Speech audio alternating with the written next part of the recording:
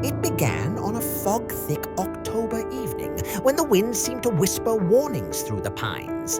A remote manor sat on the edge of a forest, long rumored for disappearances and strange lights. Locals told stories of footsteps in empty halls and mirrors reflecting shadows that were not human. One guest wrote in his journal a single line: "We know you are here," though no one else heard it. That night, the front door swung open by itself, and the visitor ran into the black, leaving his coat.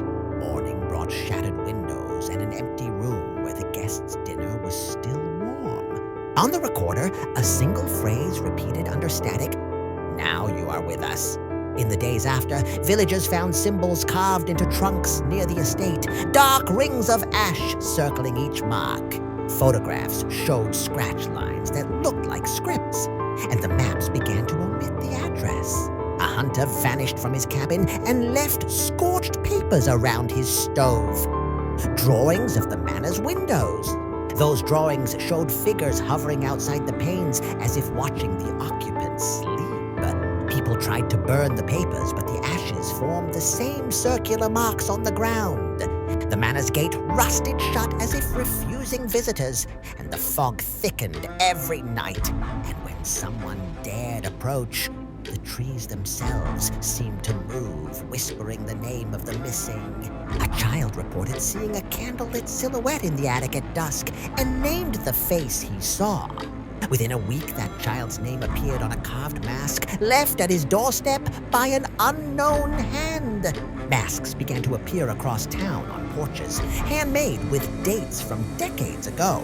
Each mask bore a different expression, each one unnervingly similar to the faces in the manor's photos. People who kept the masks claimed dreams of following cloaked figures into a room of chests. In those dreams, they heard a low hum like a heartbeat and a whisper saying a name they did not know. And when they awoke, a single ash ring lay beneath the bed they had slept in.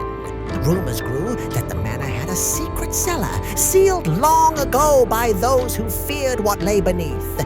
One stormy night, a group of teenagers pried the hatch open and lowered a light into the dark. They filmed the descent. The footage showed a small rusted chest sealed with wax and 5 marks around it. When the chest was opened, the camera lost signal, and each teenager claimed afterward to hear a voice. One of them described the voice as patient and old, whispering the word vault like a key. They resealed the hatch and buried the key in a ditch, but their dreams never stopped returning. Each dream ended with the same sentence spoken in a chorus: "We shall count you among us." Far from the manor, an abandoned asylum became a Halloween attraction decades later, and a trap the same season. Adrenaline seekers paid for fear, but found something that did not end at dawn. Visitors reported missing friends. Actors in costume froze on stage, while cameras showed faces in the dark that were not theirs. Security footage captured corridors that lengthened in a single night as though the building breathed. When the lights went out, some actors found suits empty of bodies and a thick smell of smoke. Masks left in the foyer bore hand-etched names that matched missing patrons from previous years.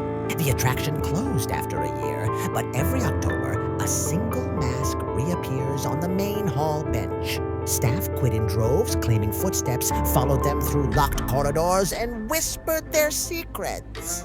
A janitor swore he saw a shadow pass through a sealed room, and the old oxygen monitors spiked for hours. Engineers discovered audio files with a faint hum like a distant heart, and a slow count in a language none could place. Local news ran stories calling it mass hysteria, until a child recognized a voice reading his own name on air. Investigators found plastic chairs arranged in a perfect pentagon and a scorch mark at the center. When the pentagon was disturbed, the temperature plummeted, and every camera showed a single frame of white static. And on the map, the asylum's coordinates aligned with other strange locations, like points on a star map. Visitors posted photos online of an actor's face distorted into an expression that matched a photograph of a long-missing woman. Those who shared the photos reported receiving anonymous letters containing old ticket stubs and a single ash circle. A podcaster who explored the ruins, live on air, lost connection for 17 minutes. The feed resumed with only breathing. Listeners later reported the same breathing at 3:13 every night for a week, and many woke up with ash under their pillows. The building was sealed and demolished, but the ash circles remained imprinted on the cleared lot like old tattoos. People who walk the cleared lot at night say the wind carries a pattern of voices like whispers layered on top of one another. They say the pattern sings one phrase when the moon is full: "Open the vault!" A folklorist traced the symbol of the ash circle back to a set of folktales about a 5-night covenant between strangers. In each tale, one who opens the chest is offered a secret in exchange for a name written in ash. The folklorist recorded elders muttering the same warning in hushed tones. Names taken are names kept. A year later, the folklorist's notes were found clipped to a tree with the same scratched marks, and he was gone. The only clue left was a single line in his last entry: "Do not speak its name aloud." Those who read the entry claim a pressure in the air, the sensation of breath on the neck, and in that pressure, a voice whispers the oldest invitation: "Join the circle!" High on a remote mountain, a satellite dish used for weather tracking began receiving anomalous frequencies late one October. Engineers played back the distorted signal and found multiple voices reciting dates and names, then the single phrase, AshenVault. At first, they thought interference, but the pattern returned with mathematical precision every midnight. One technician listened alone and felt a presence behind him. His headphones recorded a low whisper: "Subscribe." The team swapped hard drives and replaced equipment. The signal returned each year unchanged, like a ritual. When technicians traced the transmission source on land, they found a shallow pit of ash and a rusted chest half buried in the peat. Inside were brittle documents stamped with the Pentagon symbol and a string of names none of them recognized. The chest's papers seemed to breathe on the bench where they were laid. The ink shimmered like wet coal. Frequency analysts discovered a hidden cadence in the documents that matched the satellite voices. A linguist suggested the cadence could be shaped into speech if one listened in the right order. They played the sequence aloud, and for a moment, the lab filled with childlike laughter and a soft counting. Each name on the paper resonated with a vibration that felt physical in the ribs like echoing steps. From then on, technicians reported dreams of doors opening to rooms filled with small chests and tiny masks on the floor. Every morning, they woke with one more ash ring drawn on the palm of their hand. A journalist published the findings, and the story went viral, drawing investigators and thrill-seekers alike. Crowds arrived to see the mound and the rusted chest, but cameras recorded only the mound and nothing else. Those who touched the metal said it burned like cold iron and smelled faintly of old paper and coal. One amateur diver tried to dredge the chest from a nearby bog. The chest sank deeper as if the earth refused to give it up. Researchers cautioned against replicating the ritual cadence, but notebooks of children were found with the sequence copied like homework. Small towns began reporting masks left in mailboxes with no return address and dates written in pencil. And people who received the masks reported dreams of walking through a doorway and being welcomed by a chorus saying, "We remember you." Across the Atlantic, a fisheries vessel stumbled upon a wreck off a fog-bound Irish coast. Divers found a carved chest intact among coral. The crew brought it aboard, and the atmosphere on deck changed as if the air had cooled by decades. When the chest was pried open, a puff of blackened air rose and cameras shook, though there was no wind. Inside lay soaked scrolls and a small carved mask with the Pentagon etched across its forehead. The mask's expression seemed to change in the filmed footage, appearing to breathe when close-ups blurred. Crew members reported nightmares of hallways and a ticking that sounded like someone counting down in a half-remembered tongue. One diver became mute for a week and screamed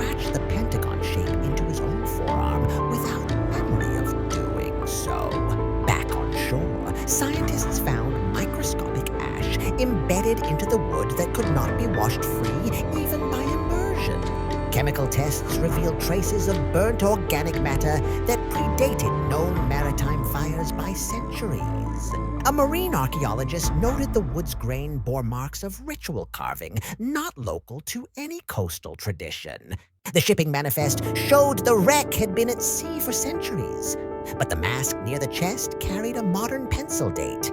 Crew logs recorded a moment when all ship instruments failed and then resumed with their clocks shifted by exactly 13 minutes.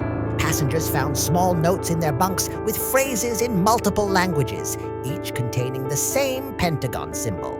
By the time the vessel docked, 3 crew members had disappeared, and the chest was sealed in a hold under padlock and chain. Waves lapped the hull in a pattern that some sailors swore sounded like whispers repeating names. Port authorities placed the chest into cold storage, but the smell of ash lingered in the hold like an old memory. A security guard at the dock later claimed he heard a soft chant at 3:13 a.m. and woke with fingers stained by coal dust. Journalists requested access and were denied. Film crews returned with footage that glitched whenever the chest appeared on screen.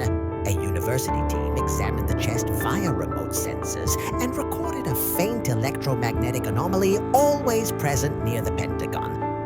Students who handled the remote data later reported a sudden compulsion to carve tiny masks in their notebooks. And in their dorms at night, the smoke alarms would chirp and then stop exactly once at 3:13. Across these discoveries, a pattern emerged.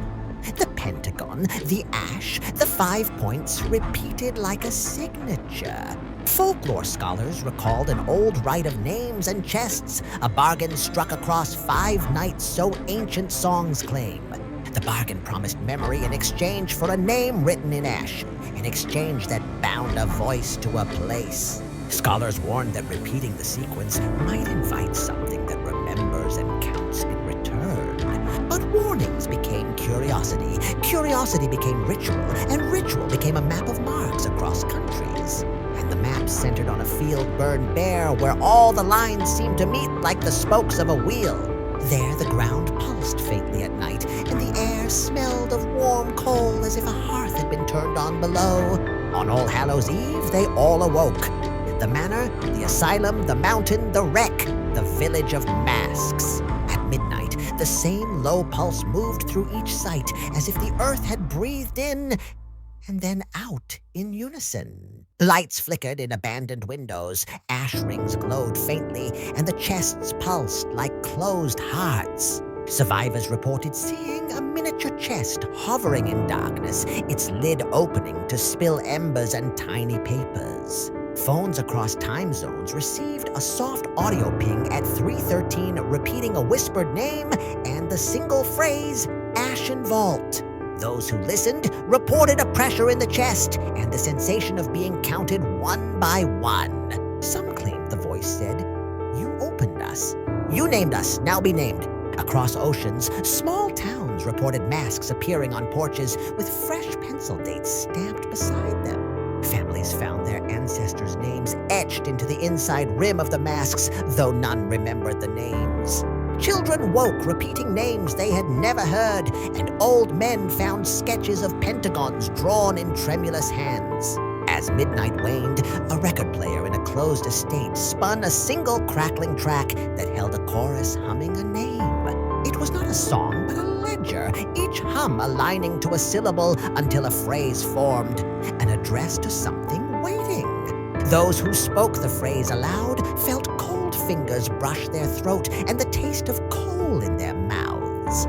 By dawn, the ash rings around the 5 sites had grown larger, and the maps were marked in pencil lines connecting them.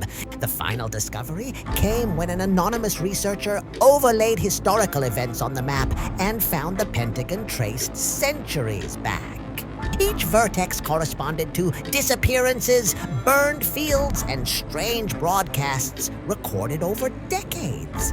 At the center of the Pentagon, the ashen ground smoldered like an ember beneath soil, warmer than it ought to be. When the researcher played every recording in sequence, a hidden frequency emerged that stitched the sounds into a sentence. We hold names. We remember. We open when you call. The implication chilled them. The vault did not wait for invitation. It responded to memory. And perhaps the final invitation was always the telling of the stories themselves. If you have come this far, the circle is already listening. Before it fades, subscribe to AshenVault and keep the lantern lit against the dark. Like if you felt the chill and comment your theory below. What name would you write in ash? Remember, some vaults only open when the story is told, and some stories only live by the mouths that repeat them. On this Halloween, hold your name close and do not whisper it to the wind, because somewhere out there a chest waits, and it remembers every voice that called its name.